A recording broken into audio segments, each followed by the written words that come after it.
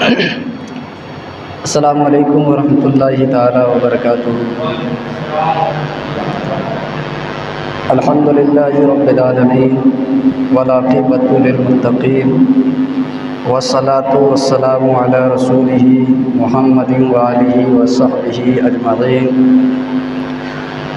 اما بعد فاعوذ باللہ من الشیطان الرجیم، بسم اللہ الرحمن الرحیم، فصل لربک وانحر، صدق اللہ العظیم وبلغنا رسولہ النبی الامین الکریم ونحن علی ذلک لمن الشاہدین والشاکرین والحمد للہ رب العالمین۔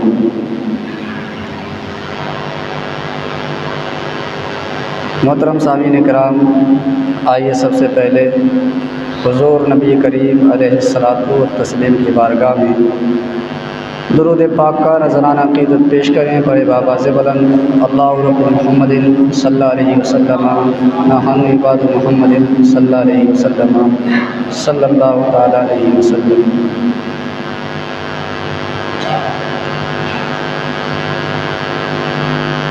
سب سے پہلے تمام مسلمین و مسلمات کو عید الاضحیٰ کی بہت ساری مبارکبادیں ہیں،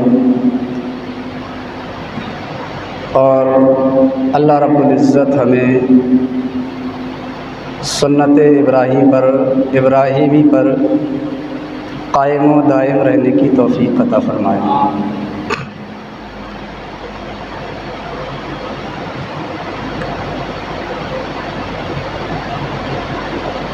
اے مسلمان سنی رکتہ درس قرآنی میں ہے،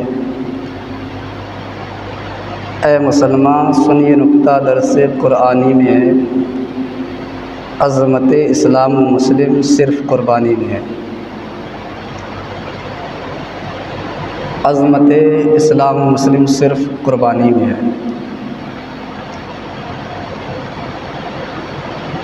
آج کا دن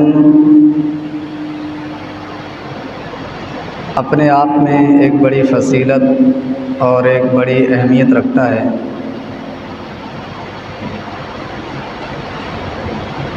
کیونکہ آج کا دن عید کا دن ہے، عید الاضحیٰ کا دن ہے۔ سیدنا ابراہیم علیہ الصلاۃ والتسلیم کی سنت کو اور اسماعیل علیہ السلام کی سنت کو زندہ کیا جاتا ہے، اور اس میں ہمارے لیے اللہ رب العزت نے بے شمار فضیلتیں، بے شمار برکتیں، بے شمار نعمتیں عطا فرمائی ہیں۔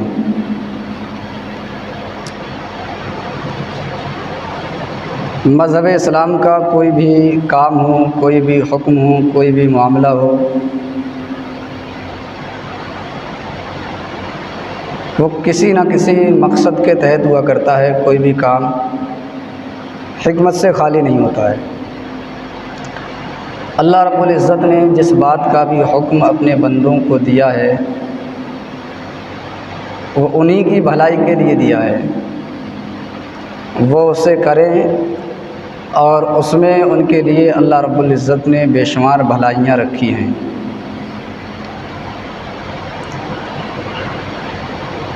یہ الگ بات ہے بندہ اسے نہ سمجھے، اس میں کوتاہی برتے، اس پر عمل پیرا نہ ہو، تو یہ عبادت کا نقص نہیں ہے، بلکہ بندے کا خود کا نقص ہے، بندے کا خود کا عیب ہے، بندے کی خود کی کمی ہے۔ اسی طریقے سے اللہ رب العزت نے امت مسلمہ کے لیے قربانی کو باقی رکھا، اور اس امت کے لیے قربانی کو واجب قرار دیا گیا۔ قربانی کا تصور مذہب اسلام میں سیدنا آدم علیہ الصلاۃ والتسلیم کے زمانے سے ہے۔ دنیا کے سب سے پہلے انسان حضرت آدم علیہ الصلاۃ والسلام ہیں، نسل انسانی آپ سے چلی ہے۔ آپ ہی کے زمانے سے قربانی کا رواج چلتا ہوا آ رہا ہے۔ سیدنا آدم علیہ الصلاۃ والتسلیم کے دو صاحبزادے تھے، حابیل اور قابیل۔ حابیل اور قابیل سب سے پہلی قربانی ان لوگوں نے پیش کی تھی۔ حضرت آدم علیہ الصلاۃ والتسلیم دنیا کے پہلے انسان ہیں، حضرت حوا دنیا کی پہلی عورت ہیں، اس کے بعد ان سے نسل انسانی کا سلسلہ شروع ہوا ہے۔ حضرت حوا علیہ السلام آپ کے بطن مبارک سے ایک وقت میں دو بچے پیدا ہوا کرتے تھے، ایک لڑکی ایک لڑکا۔ تو اس وقت اور آبادی نہیں تھی، یہی بچے تھے، انہی سے نسل انسانی چلنا تھی۔ تو ایک حمل سے ایک ساتھ میں ایک لڑکی ایک لڑکا پیدا ہوتا، دوسرے حمل سے ایک لڑکی اور ایک لڑکا پیدا ہوتا۔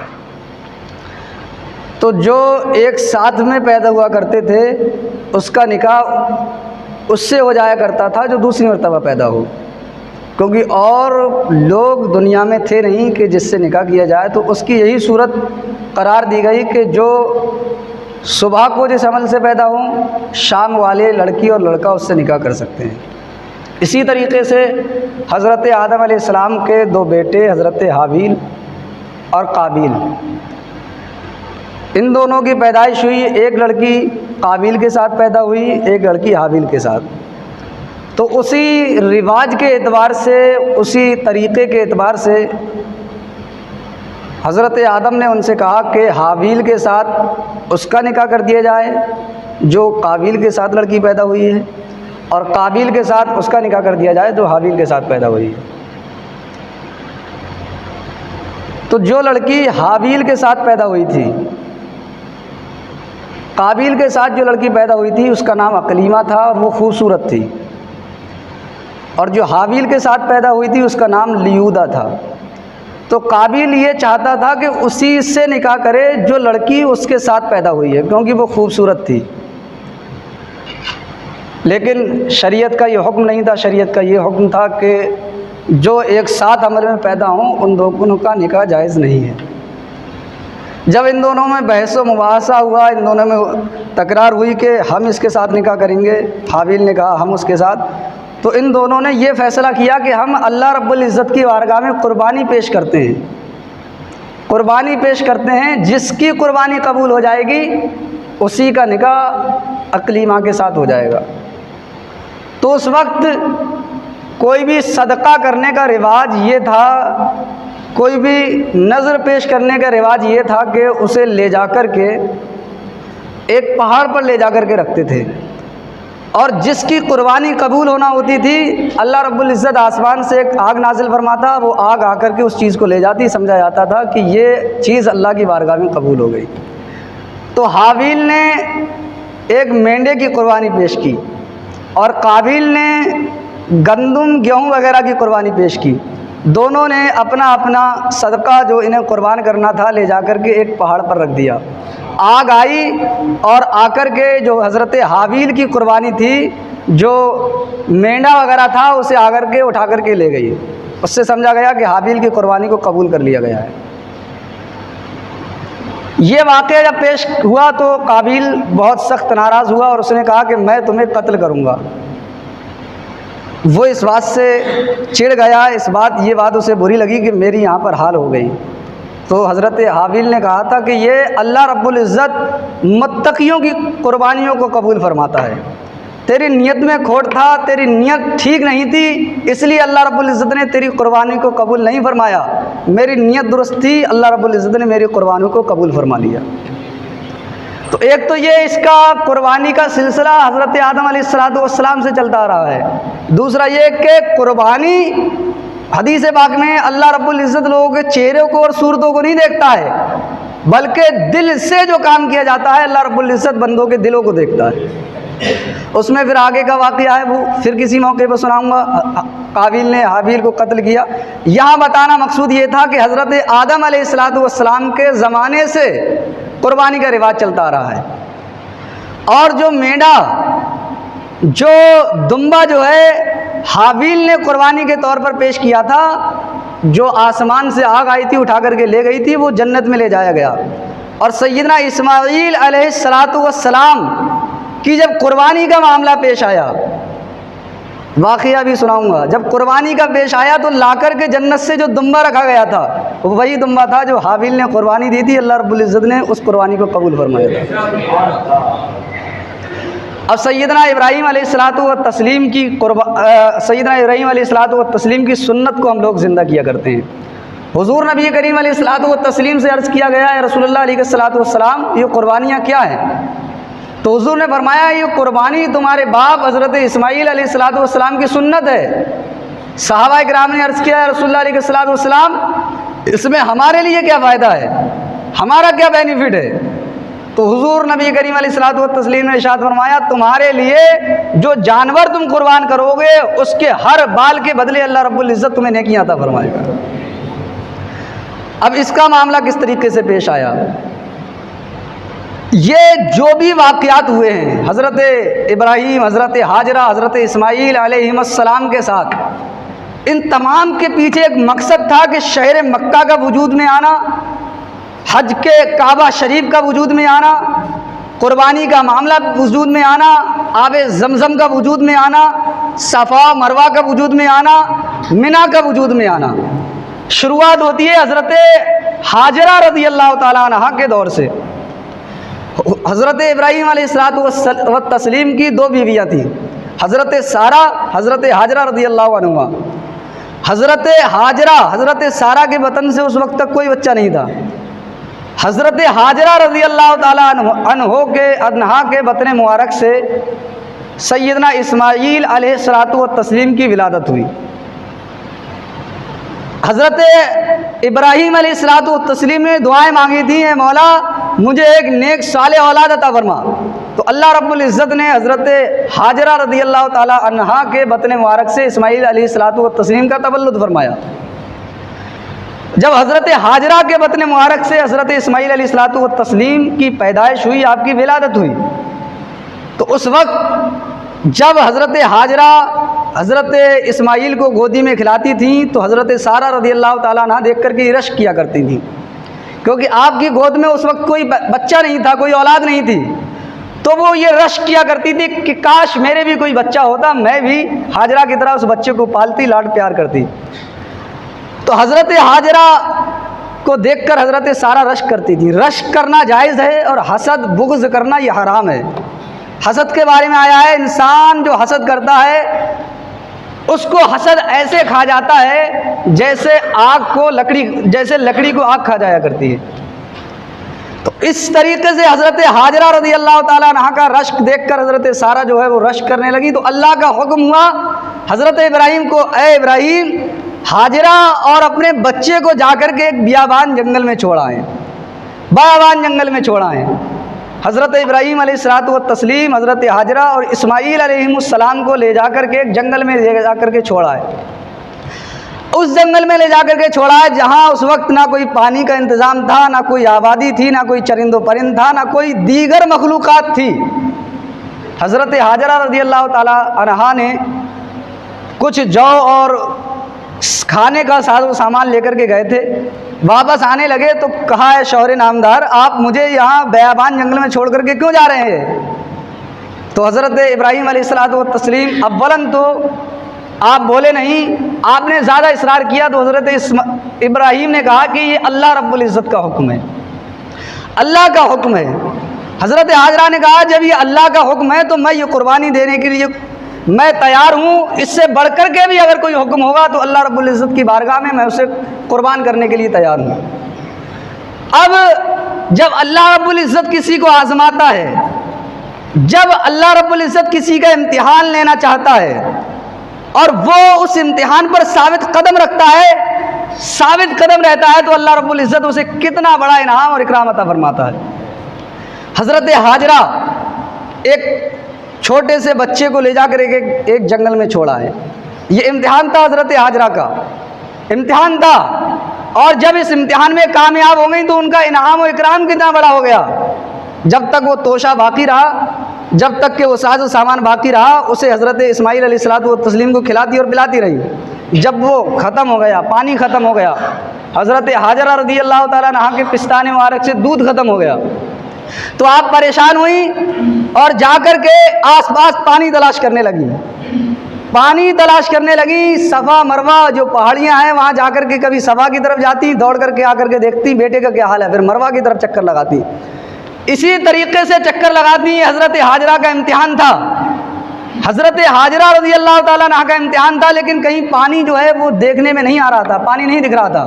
بہت دیر کے بعد آپ نے دیکھا کہ حضرت حاجرہ رضی اللہ تعالیٰ عنہ نے دیکھا کہ جہاں اسماعیل علیہ الصلوۃ والتسلیم لیٹے ہوئے ہیں ان کے قدم مبارک سے پانی کا ایک چشمہ جاری ہو گیا ہے، پانی کا ایک چشمہ جاری ہو گیا ہے۔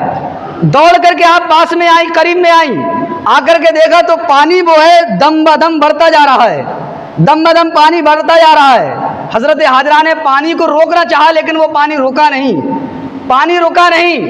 پھر حضرت حاجرہ رضی اللہ تعالیٰ عنہا نے اس پانی سے کہا زم زم، تب وہ پانی ٹھہر گیا، وہ پانی رک گیا۔ زم زم کا معنی آتا ہے ٹھہر جا۔ جب حضرت حاجرہ کا امتحان اللہ رب العزت نے لیا، حضرت حاجرہ اس امتحان میں کامیاب ہوئی، اللہ کو یہ ادا اتنی پسند آئی کہ آب زمزم کو تمام مسلمانوں کے لیے شفا کا پانی بنا دیا۔ اب جو مسلمان اس پانی کو پی لے جس مقصد کے تحت پی، اللہ رب العزت اس کے اس مقصد کو کامیاب فرما دے۔ یہ اس طریقے سے اپنے نیک بندوں کے طرز عمل کو باقی رکھنا تھا، اللہ رب العزت کو قیامت تک کے لیے یادگار بنانا تھا۔ یہ ادائیں پسند آئی، اللہ نے حکم دے دیا کہ جو چکر حضرت حاجرہ نے صفا و مروہ کے لگائے ہیں ہر حاجی کے لیے یہ چکر لگانا ضروری ہے جب تک کہ حج مکمل نہیں ہوگا۔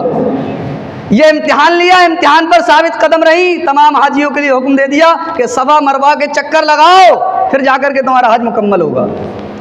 تو اس طریقے سے مکہ شریف وجود میں آیا۔ جہاں حضرت اسماعیل علیہ الصلوۃ والتسلیم کو حضرت ابراہیم چھوڑ کر کے آئے تھے وہاں اس وقت کوئی آبادی نہیں تھی۔ آج جو شہر مکہ آباد ہے وہ وہی جگہ ہے حضرت اسماعیل علیہ الصلوۃ والتسلیم کو جہاں حضرت ابراہیم چھوڑ کر کے آئے تھے۔ تو اس طریقے سے اللہ رب العزت کو مکہ شریف معرض وجود میں لانا تھا، حج کے فرائض جو ہیں ان کو معرض وجود میں لانا تھا۔ اب آب زمزم معرض وجود میں آ گیا، صفا مروہ کے چکر لگانا حجاج کرام کے لیے معرض وجود میں آ گئے۔ اب اسماعیل حضرت ابراہیم علیہ الصلوۃ والتسلیم کا پھر امتحان شروع ہوتا ہے۔ حضرت ابراہیم علیہ الصلوۃ والتسلیم کی اولاد جناب اسماعیل علیہ الصلوۃ والتسلیم بڑھاپے کے عالم میں دعاؤں کے بعد حضرت اسماعیل علیہ الصلوۃ والتسلیم کا تولد ہوا تھا، آپ کی ولادت ہوئی تھی۔ اللہ رب العزت نے قرآن مقدس میں ارشاد فرمایا واتخذ اللہ ابراہیم خلیلا، اور اللہ نے ابراہیم کو اپنا سچا دوست بنایا۔ جب بڑھاپے کے عالم میں کوئی اولاد پیدا ہو، بڑھاپے کے حالت میں جب کوئی بچہ پیدا ہو وہ بھی اکلوتی اولاد، تو اس سے بہت زیادہ الفت و محبت اور بہت زیادہ انسیت ہوا کرتی ہے۔ حضرت آدم علیہ الصلوۃ والتسلیم حضرت اسماعیل سے بے پناہ محبت اور انسیت رکھا کرتے تھے۔ جب فرشتوں نے دیکھا تو اللہ رب العزت کی بارگاہ میں عرض کیا، یا اللہ تو نے قرآن مقدس میں ارشاد فرمایا کہ ابراہیم کو اللہ نے اپنا گہرا دوست بنایا، اپنا پیارا حبیب بنایا، تو تیرا بہتر دوست وہ ہے جو سب سے بڑھ کر کے تجھ سے محبت کرے، ہمہ وقت تیری محبت میں لگا رہے۔ لیکن ہم دیکھتے یہ ہیں کہ ابراہیم کے پاس جب سے اولاد آئی ہے، ابراہیم کے یہاں جب سے بیٹا ہوا ہے وہ اپنے بیٹے کی محبت میں لگے رہتے ہیں، اس کا خیال بہت زیادہ رکھتے ہیں۔ جب یہ عرض فرشتوں نے اللہ رب العزت کی بارگاہ میں پیش کی تو اللہ رب العزت نے یہ واقعہ نمودار کیا اور یہ فرشتوں کو دکھانا چاہا، اے فرشتوں جسے تم کہہ رہے ہو کہ یہ میرا دوست ہے اور اس کے دل میں بیٹے کی محبت غالب آ گئی ہے، ایسا نہیں ہے، یہ تمہارا ذہن فاسد ہے، یہ تمہارا خیال فاسد ہے۔ دیکھو میرا محبوب، میرا خلیل، میرا ابراہیم مجھ سے کتنی محبت کیا کرتا ہے۔ سیدنا ابراہیم علیہ الصلوۃ والتسلیم کو حکم دے دیا گیا، 8 ذی الحجہ کو حضرت ابراہیم کو حکم دیا گیا کہ اللہ کی بارگاہ میں قربانی کریں، اللہ کی بارگاہ میں قربانی کرے۔ حضرت ابراہیم صبح اٹھے اور 100 اونٹوں کی قربانی ابراہیم علیہ الصلوۃ والتسلیم نے اللہ رب العزت کی بارگاہ میں کر دی۔ 9 ذی الحجہ کو وہی خواب آیا کہ اللہ رب العزت کی بارگاہ میں قربانی کرے۔ پھر سیدنا ابراہیم علیہ الصلوۃ والتسلیم نے 200 اونٹوں کی قربانی اللہ رب العزت کی بارگاہ میں پیش کر دی۔ اب جب 10ویں ذی الحجہ کو خواب آتا ہے تو سیدنا ابراہیم علیہ الصلوۃ والتسلیم عرض کرتے ہیں اللہ رب العزت کی بارگاہ میں، مولا تعالیٰ کس چیز کی قربانی پیش کی جائے؟ تو حضرت ابراہیم علیہ الصلوۃ والتسلیم سے اللہ رب العزت نے ارشاد فرمایا اس چیز کی قربانی پیش کرو جس کو تم سب سے زیادہ محبوب رکھتے ہو، جس سے سب سے زیادہ محبت کیا کرتے ہو۔ سیدنا ابراہیم علیہ الصلوۃ والتسلیم سمجھ گئے کہ میرے بیٹے کے بارے میں یہ حکم نازل ہوا ہے۔ سیدنا ابراہیم علیہ الصلوۃ والتسلیم حضرت ہاجرہ سے کہتے ہیں کہ اسماعیل کو نہلا دھلا کر کے تیار کر دیا جائے، ہمیں ایک بادشاہ کے یہاں دعوت میں جانا ہے، بادشاہ کے یہاں دعوت میں جانا ہے۔ سیدنا ابراہیم علیہ الصلوۃ والتسلیم کے حکم کے مطابق حضرت ہاجرہ رضی اللہ تعالیٰ عنہا نے حضرت اسماعیل کو نہلا دھلا کر کے تیار کر دیا۔ جب بھی کوئی بندہ نیک کام کرنا چاہتا ہے، اچھا کام کرنا چاہتا ہے تو شیطان اسے برگلانا چاہتا ہے۔ شیطان حضرت ہاجرہ کے پاس آتا ہے اور کہتا ہے کہ تمہیں کچھ حکم ہے، تمہارے شوہر تمہارے بیٹے کو کہاں لے کر کے جا رہے ہیں؟ حضرت ہاجرہ نے کہا کہ وہ میرے بیٹے کو بادشاہ کے یہاں دعوت میں لے جا رہے ہیں۔ شیطان نے، ابلیس نے کہا نہیں، بلکہ وہ تمہارے بیٹے کو ذبح کرنے لے جا رہے ہیں۔ حضرت ہاجرہ نے کہا ایسے کیسے ہو سکتا ہے کہ ایک باپ اپنے بیٹے کو ذبح کر دے؟ شیطان مردود نے کہا کہ وہ یہ سمجھ رہے ہیں کہ یہ اللہ رب العزت کا حکم ہے، اللہ کا حکم ہے۔ حضرت ہاجرہ نے کہا اگر یہ اللہ کا حکم ہے تو اللہ کے لیے قربانی دینے کے لیے میں تیار ہوں، اس لیے تو اگر ایک اسماعیل ہی ہے، ہزاروں اسماعیل ہو تو تمام کو اللہ رب العزت کی بارگاہ میں قربان کرنے کے لیے تیار ہوں۔ حضرت ہاجرہ رضی اللہ تعالیٰ عنہا نے مکار کو، شیطان کو دھتکار کر کے وہاں سے پھٹکار کر کے بھگا دیا۔ اب یہ شیطان ابلیس مردود حضرت اسماعیل علیہ الصلوۃ والتسلیم کے پاس آتا ہے، حضرت اسماعیل کے پاس آتا ہے اور کہتا ہے اے صاحبزادے تمہیں کچھ معلوم بھی ہے؟ تمہارے والد محترم تمہیں کہاں لے جا رہے ہیں؟ تو حضرت اسماعیل نے کہا کہ میرے والد محترم مجھے ایک دعوت میں لے جا رہے ہیں۔ مردود نے، شیطان نے، ابلیس نے کہا نہیں، وہ تمہیں ذبح کرنے کے لیے لے جا رہے ہیں، ان کا یہ خیال ہے کہ اللہ رب العزت کی بارگاہ میں تمہیں ذبح کریں گے۔ تو حضرت اسماعیل نے کہا اگر اللہ رب العزت میری قربانی چاہتا ہے تو اس سے بڑھ کر کے میرے لیے اور سعادت کچھ نہیں ہو سکتی، میں اس کے لیے تیار ہوں۔ شیطان جب برگلاتا ہے، دھوکہ دیتا ہے، انسان اس کے قابو میں آتا رہتا ہے، وہ شیطان کا تابع ہو جاتا ہے۔ ایک وقت کی نماز چھوڑی، دوسرے وقت کی چھڑوانے کی کوشش کرتا ہے، دوسرے وقت کی چھوڑی، تیسرے وقت کی چھڑوانے کی کوشش کرتا ہے۔ لیکن جب شیطان کو لاہور پڑھ کر کے دھتکار دیا جائے تو وہ پریشان ہو کر کے دور بھاگتا رہتا ہے اور بندے کو قربت اللہ رب العزت کی حاصل ہوتی رہتی ہے۔ اب یہ شیطان مردود پریشان ہے، حضرت ابراہیم علیہ الصلوۃ والتسلیم کے پاس جاتا ہے، کہتا ہے کہ تم ایک خواب کی بنیاد پر اپنے بیٹے کو قربان کرنے کے لیے جا رہے ہو۔ نبی کا جو خواب ہوتا ہے وہ عام خوابوں کی طرح نہیں ہوتا، بلکہ وہ وحی الہی ہوتا ہے، اللہ رب العزت کا حکم ہوا کرتا ہے۔ حضرت ابراہیم نے شیطان مردود سے کہا تو یہاں چلا جا، میں نے بتایا کہ اس طریقے سے شہر مکہ کا مارز وجود میں آنا تھا، حج بیت اللہ کے فرائض کا مارز وجود میں آنا تھا، آب زمزم کا مارز وجود میں آنا تھا۔ پہلے جب شیطان آیا زمرہ عقبہ کے پاس، سیدنا ابراہیم علیہ الصلوۃ والتسلیم نے 7 کنکریاں اس کے ماری، اسے وہاں سے بھگا دیا۔ پھر دوسری مرتبہ شیطان جو ہے حضرت ابراہیم کو برگلانے کے لیے آیا، زمرہ اولا کے پاس، زمرہ عقبہ کے پاس آیا، زمرہ اولا کے پاس، پھر زمرہ کبریٰ کے پاس۔ تینوں مرتبہ حضرت ابراہیم نے کنکریاں مار کر کے شیطان ملعون کو وہاں سے بھگا دیا۔ اسی طریقے سے حج بیت اللہ کے فرائض مارز وجود میں آئے، اللہ رب العزت نے حجاج کرام کو حکم دے دیا کہ تم حج کرنے جاؤ تو کنکریاں بغیر مارے وہاں سے واپس مت آنا، میرے حبیب میرے محبوب اسماعیل اور ابراہیم کی سنت کو برقرار رکھنا۔ تمام حجاج کرام وہاں جا کر کے ساتھ 3 جگہ جا کر کے کنکریاں مارا کرتے ہیں۔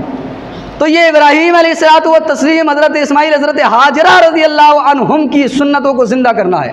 اب قربانی کا واقعہ پیش آتا ہے، قربانی کا واقعہ پیش آتا ہے۔ وہاں جا کر کے حضرت ابراہیم علیہ الصلوۃ والتسلیم وہاں جا کر کے چھری نکالتے ہیں، اور قرآن مقدس میں واقعہ بیان کیا گیا، کہتے ہیں یا بنی انی اری فی المنام انی اذبحک فانظر ماذا تری، اے میرے بیٹے میں نے خواب دیکھا ہے کہ میں تجھے ذبح کر رہا ہوں، تو بتا تیری اس میں کیا رائے ہے؟ قرآن نے بیان فرمایا، حضرت اسماعیل نے کہا یا ابت افعل ما تؤمر ستجدنی انشاءاللہ مع الصابرین، اے میرے والد محترم جو حکم اللہ رب العزت نے آپ کو دیا ہے آپ وہ کر ڈالیے، اور میں کوئی عام صاحبزادہ نہیں ہوں، میری پرورش نبی نے کی ہے۔ انشاءاللہ آپ مجھے صبر کرنے والا پائیں گے۔ آپ کو جو حکم دیا ہے اس میں آپ ثابت قدم رہیں، مجھے قربان کریں، میں ذرا بھی چون چرا نہیں کروں گا، اللہ رب العزت کے حکم پر ثابت قدم رہوں گا۔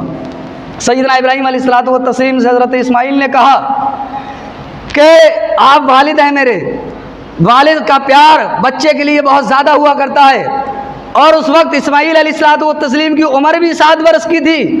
بچہ جب چھوٹا ہوتا ہے تو اس سے اور زیادہ انسیت ہوا کرتی ہے۔ سیدنا اسماعیل علیہ الصلوۃ والتسلیم نے کہا کچھ وصیتیں ہیں میری، جب آپ مجھے ذبح کریں تو یہ وصیتوں پہ عمل کر لیں۔